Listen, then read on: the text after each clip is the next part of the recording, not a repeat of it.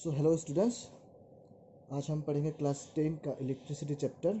ये फिजिक्स का पोर्शन है और हम क्या करेंगे, पहले होल चैप्टर पहले हम थ्रू आउट रीडिंग करेंगे। उसके बाद जो जो इम्पोर्टेंट पॉइंट है वो फिर से एक शॉर्ट वीडियो बनाएंगे रिवाइज करने के लिए। पहले हम देखेंगे इलेक्ट्रिक करंट एंड सर्किट, जो पहला पेज है इस चैप्टर का, पहले वो देखेंगे।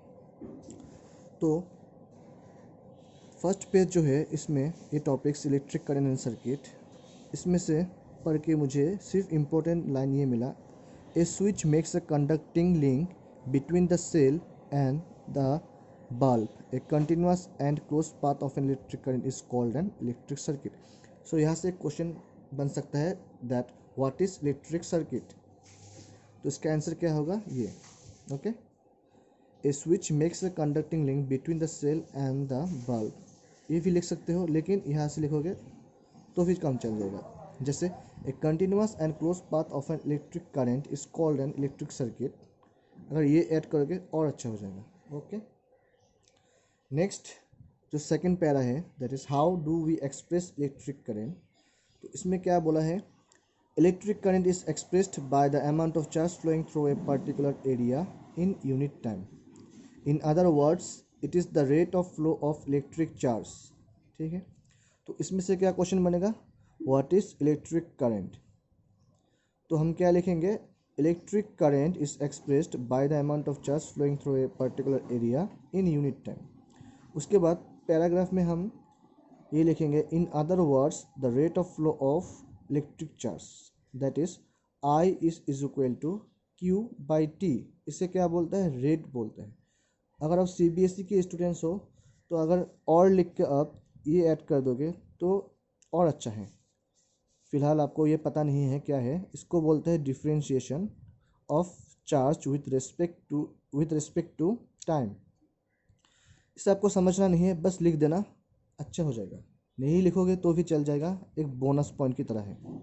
तो मेन फॉर्मूला है ये, I is equal to Q by T.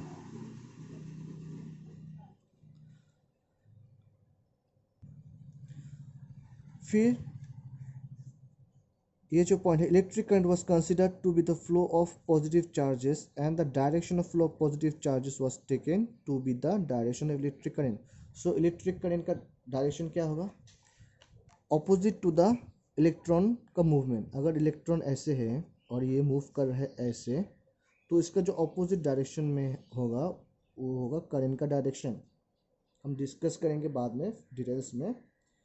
सिर्फ इतना याद रखना, इलेक्ट्रिक करंट का जो डायरेक्शन है वो इलेक्ट्रॉन का ऑपोजिट में है और पॉजिटिव चार्ज के एक्रॉस है, मतलब along the positive charge. Clear. So first page में इतना ही इंपॉर्टेंट था। एक क्वेश्चन था व्हाट इज इलेक्ट्रिक सर्किट और दूसरा था व्हाट इज इलेक्ट्रिक करंट। तो ये ऐसे लिखना है। नेक्स्ट पेज है जो, इसमें थोड़ा बहुत इंपॉर्टेंट क्वेश्चन हैं। तो ये क्या होगा, if a net charge Q flows across any cross section. Cross section का मतलब क्या है, अगर ये एक पाइप है, ऐसे सिलेंडर है, अगर आप ऐसे परपेंडिकुलरली इसे कट करोगे तो जो टॉप व्यू होगा क्या क्या होगा, एक सर्कल की तरह दिखेगा। तो इसे बोलते हैं क्रॉस सेक्शन। ठीक है, तो cross section of a conductor in time T, then the current I through the cross section is I is equal to Q by T, जो मैंने पढ़ाया था पहले पेज में वही। और I is equal to d Q by d T. Bonus marks for CBSE. ऐसा नहीं ज़रूरी है, लिखोगे तो अच्छा होगा, लेकिन ये तो याद रखना ही पड़ेगा, I is equal to Q by T. फिर आता है the SI unit of electric charge is coulomb. जो इलेक्ट्रिक चार्ज है क्यू, उसका ऐसा यूनिट क्या होगा, उसका ऐसा यूनिट है कोलम। ये एक साइंटिस्ट का नाम है, उसी के रेस्पेक्ट में इसको नाम दिया है कोलम, और इसको हम रिप्रेजेंट करते हैं सी से। एक क्वेश्चन हो गया क्या, unit of electric charge coulomb. उसके बाद हम पढ़ेंगे which is equivalent to the charge content in nearly 6 into 10⁻18 electrons. मतलब एक कूलम जो चार्ज है इसमें नंबर ऑफ इलेक्ट्रॉन्स कितना रहता है, 6 इंटू 10⁸ इलेक्ट्रॉन्स।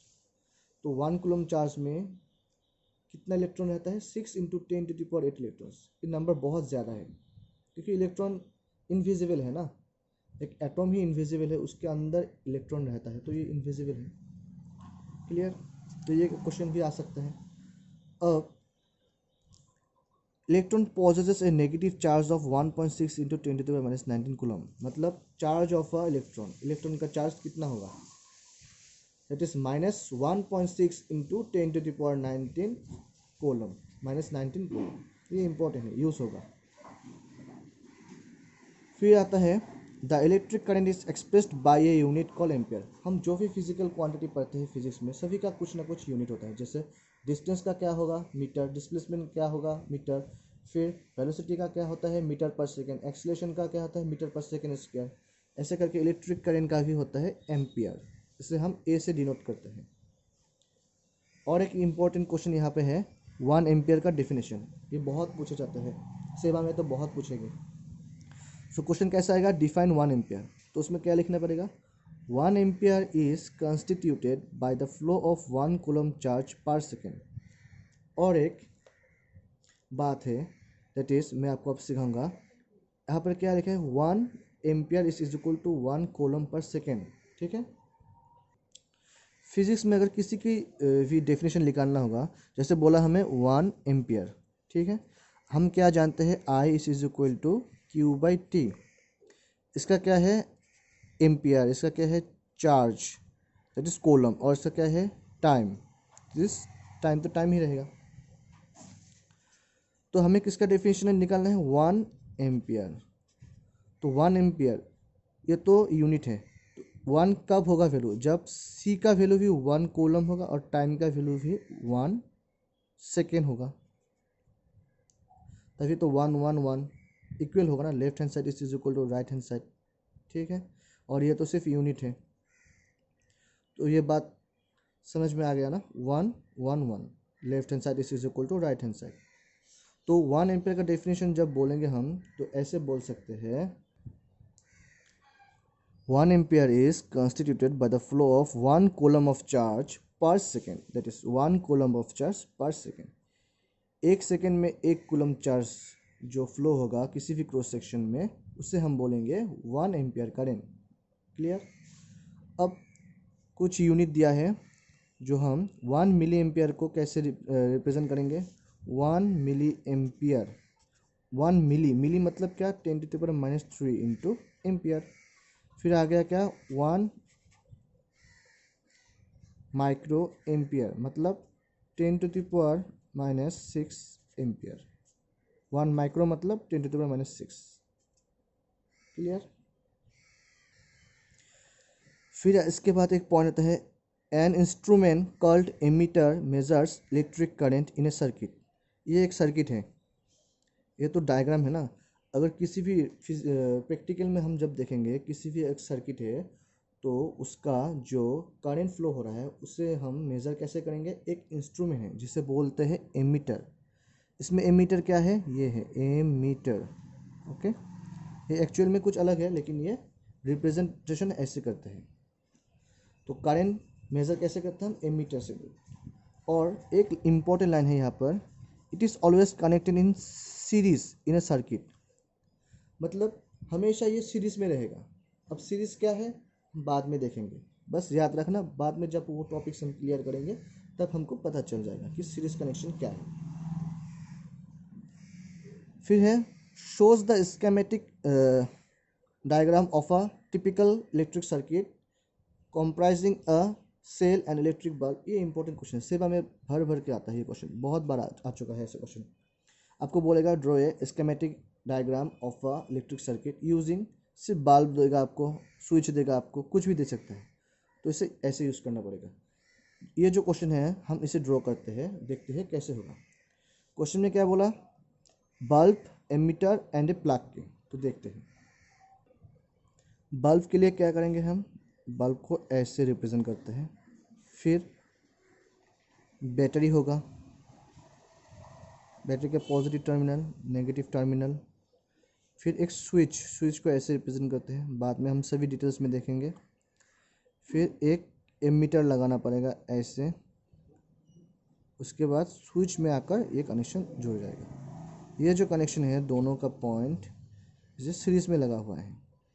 अगर ये पॉजिटिव टर्मिनल में है तो ऐसे जाएगा, ये भी पॉजिटिव, ये negative. Current flows from higher potential to lower potential, that is positive terminal से करंट जाएगा, ऐसे जाएगा, आके वापस नेगेटिव टर्मिनल में अंदर जाएगा। क्यों? Because energy conservation law, energy कभी भी डिस्ट्रॉय नहीं होता है। जितना एनर्जी आप यूज़ करेंगे बाद में किसी ना किसी वे में वो वापस आ जाएगा। तो जितना करंट जाएगा उतना करंट आएगा, और बल्ब को ऐसे रिप्रेजेंट करते हैं। अच्छे से डायग्राम बनाना, मैं सिर्फ समझा रहा हूँ। ओके, तो ये इंपॉर्टेंट क्वेश्चन है, आता है क्वेश्चन में। अब हम ये क्वेश्चन देखेंगे जो एग्जाम्पल 12.1 है। A current of 0.5 ampere is drawn by a filament of an electric bulb for 10 minutes. Find the amount of electric charge that flows through the circuit. Given क्या है? आई दिया है, I is equal to 0.5 ampere. Time क्या है? 10 minutes, 10 minute तक use किया है। तो हम मिनट्स को हमेशा क्या करेंगे? सेकंड में लेंगे। टाइम का यूनिट क्या है? सेकंड है। तो 10 मिनट्स मतलब 10 into 60 second, that is 600 second. Okay, अब क्या बोला हमको? Find the amount of electric charge. Q निकालना है। हमें पता तो है सिर्फ आई का formula, that is I is equal to charge per unit time, लेकिन हमें क्या निकालना है? क्यू। तो क्यू इज इक्वल टू क्या होगा? आई इंटू टी। आई का वैल्यू क्या है? 0.5 और टी का वैल्यू क्या है? 600। दोनों एसआई में है ना? हाँ, एसआई में है। 0.5 ampere, ampere SI unit, 600 second, दोनों एसआई में है, तो ठीक है। अगर एसआई में कोई एक भी नहीं है तो उसको एसआई में कन्वर्ट करना पड़ेगा। जैसे पहले 0.5 एम्पियर और 10 मिनट्स लिखोगे तुम तो गलत हो जाएगा, क्योंकि ये एसआई में है एम्पियर, लेकिन मिनट्स एसआई में नहीं है। तो 0.5 इंटू 600 दैट इज 300। और चार्ज का यूनिट क्या है? कोलम। हो गया ये क्वेश्चन। ओके,